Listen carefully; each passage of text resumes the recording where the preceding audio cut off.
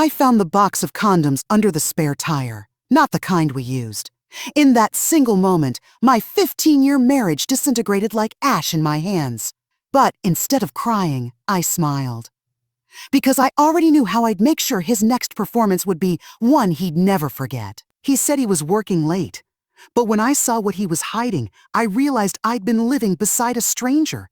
And that stranger was about to learn what happens when a loyal woman decides she's had enough. People think revenge makes you bitter. But they've never met me, Ellen, 50 years old, wife of a liar. They've never felt the kind of betrayal that burns so deep it forges steel. If you've ever been betrayed, underestimated, or made to feel invisible, this story is for you. Hit that like button, subscribe, and settle in. Because today you're going to hear how one woman turned heartbreak into poetic justice. My name is Ellen, and I'm 50 years old. I used to believe that love, real, lasting love, was built on patience, forgiveness, and loyalty. For 15 years, I believed my husband, Mark, shared those same values. He was the kind of man small towns adore, charming, dependable, the guy who'd shovel your driveway before you even asked. People used to call us the perfect couple. I laughed when they said that, but inside, I was proud. Because I thought we were. But lately, something had changed. He started dressing differently. Cologne that wasn't his usual brand. Sudden gym sessions after years of couch time. And then, the phone. Always face down. Always on silent. When I asked, he'd chuckle. "You're imagining things, Elle. You worry too much." That laugh. It used to comfort me. Now it sliced through me like glass. It happened on a gray Saturday morning, the kind of day that smells like rain and regret. Mark had taken my car the night before and forgotten to refuel it. So I went to grab the jumper cables from his trunk, annoyed but nothing more. When I lifted the panel where the spare tire sits, my heart stuttered. There it was, a small box, hidden carefully under a rag. A box of condoms, not our brand, not even close. We hadn't used any protection in years, not since my surgery. I froze. The air in the garage thickened. My throat went dry, and I swear I could hear my pulse pounding in my ears. I picked it up with trembling hands, like it was something radioactive. Half the box was gone. That's when my body betrayed me. Knees weak, chest tight, stomach flipping like a washing machine. The world tilted. And yet, I didn't cry. Something colder took over. Something sharp. I stood there, staring at that little box, and all the stories he'd told me. Working late, a new client dinner, the gym again, began to rearrange themselves into a truth I could no longer ignore. He wasn't just unfaithful. He was careless. He was arrogant. And in that arrogance, he made a mistake. He underestimated me. Mark had always needed to feel admired. It was his drug. Growing up, his father was impossible to please. Nothing he did was ever good enough. So when people praised him, he soaked it up like sunlight. I used to think I was helping him heal that wound, but now I realized I was just feeding his ego.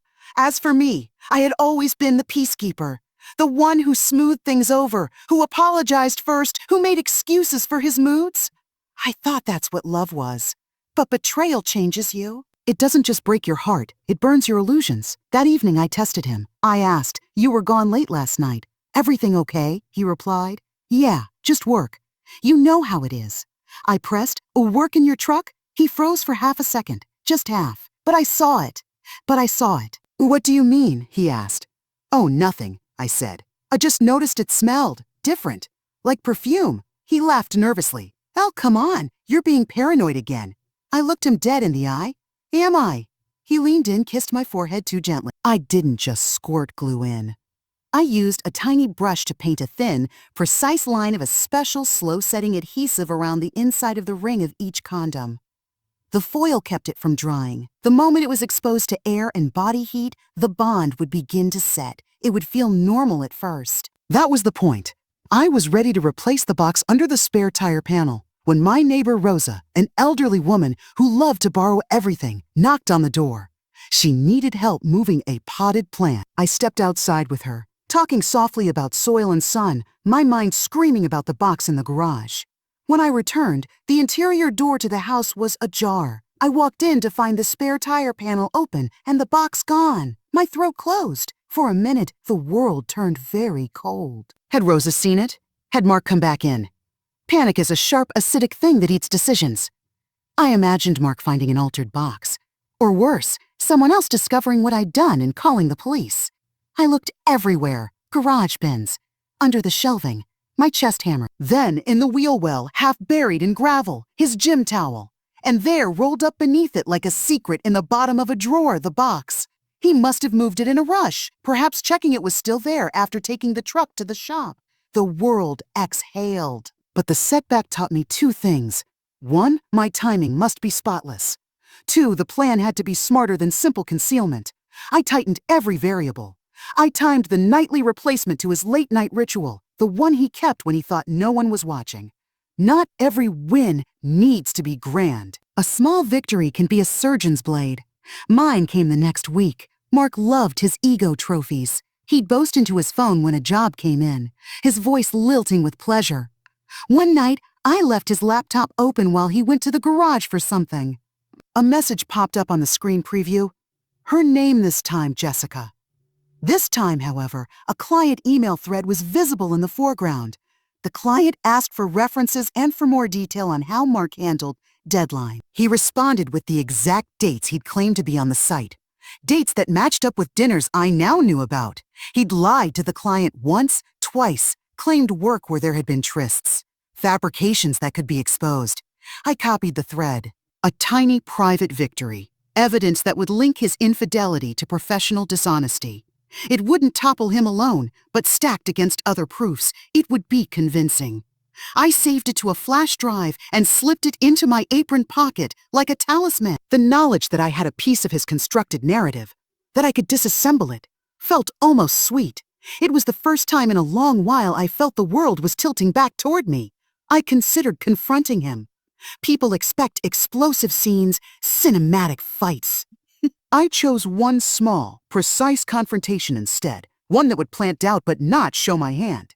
One evening, as the house hummed with the sound of the refrigerator and the distant murmur of television, I placed a printed hotel receipt on the kitchen counter where he'd see it. He came in, shrugged off his jacket, and eyed the paper. He tried to look casual. His fingers fumbled a little, nervous gestures showing hands. "What's that?" he asked. Receipt. You left it in your coat," I replied. He glanced at it quickly, calculating. "Oh, must be a work thing. Must be a work thing." "It's for last Friday," I said. "The name on it, a hotel you never told me about." He forced a laugh. "You read too much. It was a client. I had to meet them." "A clients usually pick a lobby, not a suite," I said. He stared. His jaw worked. "You're being ridiculous." "Am I?" asked. "Or are you tired of lying?" Silence stretched. The refrigerator clicked. His eyes found mine, and for the first time in a while, he looked small. "I don't know what you want me to say," he muttered. "A truth would be a start," I said. He turned away, face red. He muttered something about needing to finish an invoice and left the room. Not a big scene. Not yet, but I'd seen the crack. His swagger was brittle now. Execution required choreography. I mapped out his routine. The gym at 9, the coffee at a particular shop at 11 Tazibreed and dinners on Thursdays. I synchronized my actions with his, so invisible he would believe nothing had changed. I also created an alternate source of pressure. Public exposure. Reputation is everything for a tradesman who builds his business on trust. I made contacts without seeming to. A neighbor's offhand mention of a community board meeting gave me an idea, a place where word travels fast. I did not plan to broadcast the humiliation. I wanted the humiliation to be natural, inevitable, and thoroughly embarrassing. And the adhesive? I practiced. Not on people, not on animals. I took empty foils, carefully snipped them, smeared precise amounts of glue inside, and then smoothed the foil back closed. I bought surgical gloves and a small thermometer to make sure the climate in which I worked wouldn't cause the bond to set too soon. There was an awful artistry to it, clean, clinical, precise. That control steadied me. Every evening for a week, I went through the ritual. Open wrapper, line of glue, reseal, press flat. The smell got under my skin. My fingers sometimes stuck to the foil despite the gloves. I learned to breathe around the stench of solvent and resolve. During this period, I found myself changing, not in anger so much as in focus. Where once my world had tapered to the kitchen table and laundry baskets, now it was a grid of strategy. I would not let grief scatter me. I would make it useful. The night before his expected a client to rendezvous, The house was oddly quiet. I set things right as if nothing had happened. Dishes washed, bed made, the usual domestic rituals. The mundane nature of the scene was part of the plan. Intimacy and trust hide in the ordinary. I walked into the garage with the box and slipped it under the spare panel, the same place I'd found it. I closed the hatch and cleaned my hands. The glue was hidden in my workshop, stored where he'd never look. I left him a small note on the counter. "A good luck tomorrow. Don't forget to breathe." A throwaway line designed to make him think I was clueless, not clever. I went to bed early. I lay awake with the hum of the house and the slow inhale-exhale of my husband beside me. Noise makes people honest. Silence preserves lies. I slept a light sleep, like a person on watch, at 10:30 p.m. He murmured in his sleep and turned. I watched for a long time. There was sorrow there, but it was muffled by something else. Arrogance, perhaps, or the rationalization men use when they slip into selfishness. I thought of what I'd done and felt nothing like satisfaction. I felt like someone who'd set a complicated clock and was waiting to see if the mechanism ran true. Neighbors' voices drifted in through an open window. Curiosity, the distant clack of someone's phone as it began to capture what was happening. I did not run to them. I did not sprint to help. I'd set a trap. I wanted to see how the world would react to his unraveling. A neighbor pounded on the door.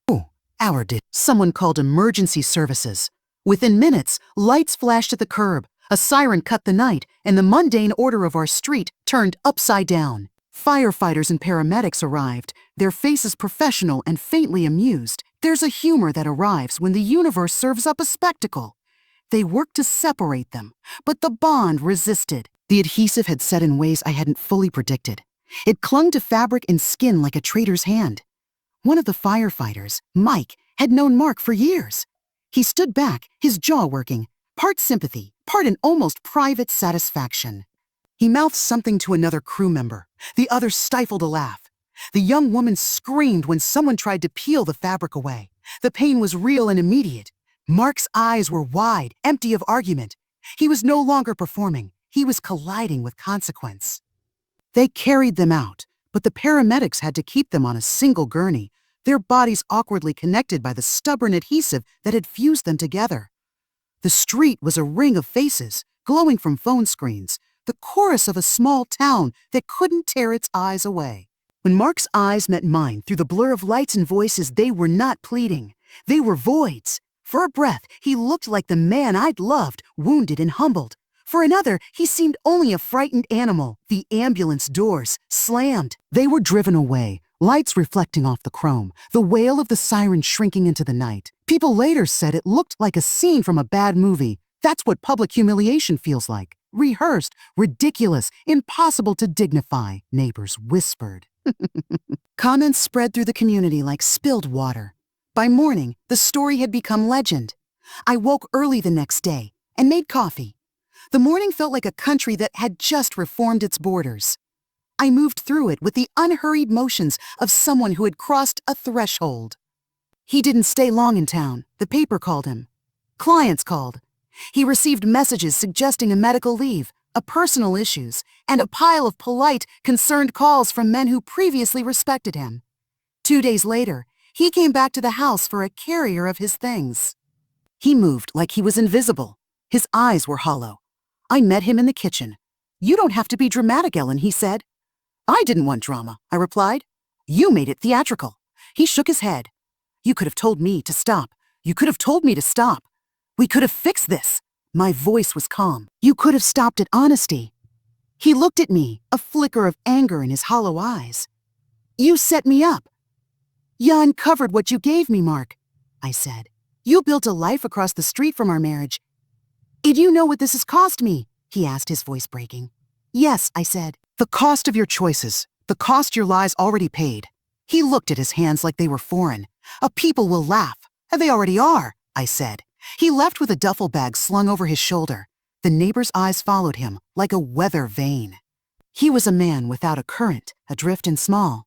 Mark's phone stopped ringing with clients and started ringing with callers looking for gossip. Word spread. His projects lost momentum. People he'd relied upon didn't return calls. His reputation, long his currency, devalued in a matter of days. He tried to go to the hardware store. People who once asked his advice crossed to the other side of the aisle. The contractor who had once been the face of reliable work became the face of a public joke. Jobs evaporated. Payment schedules were delayed. Trust once broken in a small town is hard to rebuild. I filed for divorce with a quiet lawyer who liked to do things precisely and without spectacle. With the evidence I'd collected, receipts, messages, the printed hotel notes, the settlement was swift. He signed the papers with a hand that trembled. He didn't contest anything. What would he say? That he'd been human? That he'd been stupid? At that point, his words would have sounded like excuses from a man whose social currency had been spent. He moved away within the month. I kept the house. In the months that followed, I saw him in scattered headlines and in the sideways looks of acquaintances.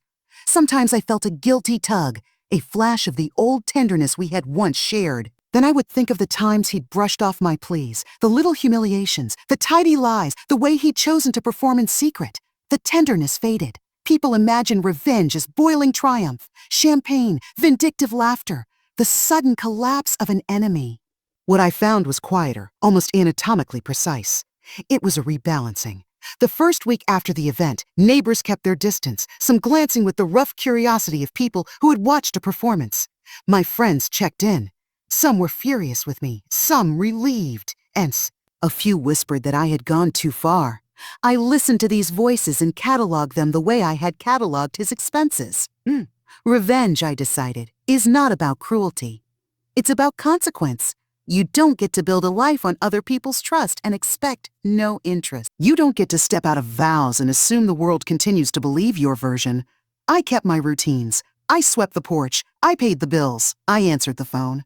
And slowly, the world that had tilted returned to a new axis. Months later, I stood at the town's community center, organizing a food drive. The same people who'd once praised Mark for his charity work now asked me about the project.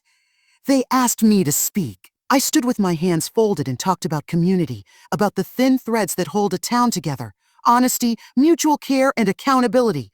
No one applauded my revenge that day. They applauded the work, and that felt different. It felt clean.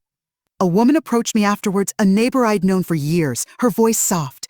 "You went through hell, Ellen," she said, "but you're standing. You're still here." I smiled back. "A breathing is a start," I said. And it was. Breathing was everything. I was 50 when I learned that silence can be a weapon and a refuge. I was 50 when I decided I would not be invisible any longer. People will argue that what I did was cruel. Maybe it was. But cruelty is not the same as justice. Justice is that moment when a lie can no longer be sustained because the truth has weight. I didn't seek to ruin a life for pleasure. I sought to make him understand the consequences of living a life of small, repeated betrayals. And when the dust settled, I learned something simple. Living honestly is the only arsenal that keeps you truly free. If this story hit you like it hit me, leave a comment. What would you have done in my place?